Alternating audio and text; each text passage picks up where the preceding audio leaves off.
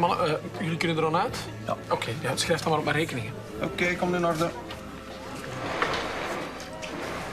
Zeg, die twee die zijn gelukkig in Trust thuis, hè? Vooral ons ma. Ja, de kans dat hij terug naar Marie-Roos gaat is wel heel klein, hè. Hier zie, als je wat een duvel spreekt. We zullen dat straks bespreken, hè. Hoe is zaken niet vrij? We hebben toch vergadering? Ja.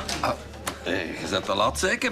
De Geert is al bezig. Oh, die is al bezig. Nee, die vergadering zou nu beginnen. Wat is dat nu weer al?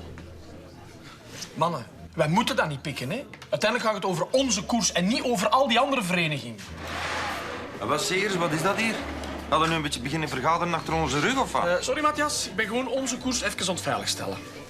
Dat buurtfeest, hè, dat gaat over veel meer dan alleen maar uw koers. Maar wij hebben nu buurtfeest niet meer nodig, want het enige wat dat telt is onze koers. Zegers, jij hebt dat buurtfeest zelf mee goedgekeurd, hè? Hé, je stemt me serieus teleur. En wel, en jij stelt mij teleur. En we hebben uw gemoei en uw georganiseerd en uw groots gedoe niet meer nodig. Maar hoeveel keer moet ik nu nog uitleggen? Nee, je moet het mij niet meer uitleggen, jongen, want ik snap het toch niet en ik heb ook geen goesting om het te snappen. Het enige wat jij wilt doen, dat is heel dat feest boycotten. Ja, hoe achterbaks kun je zijn? Hey, niet persoonlijk worden, hè, kameraad? Gaat dat nu eindelijk gedaan zijn met dat gebekvecht?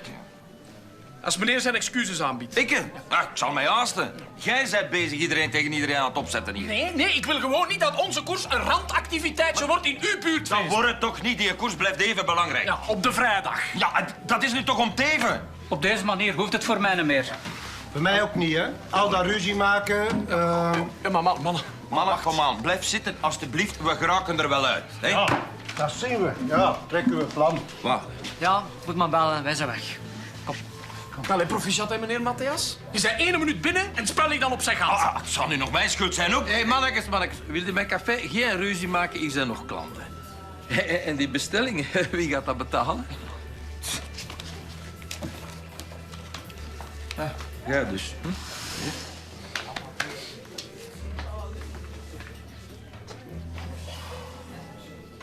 Ba-da-da-da-da.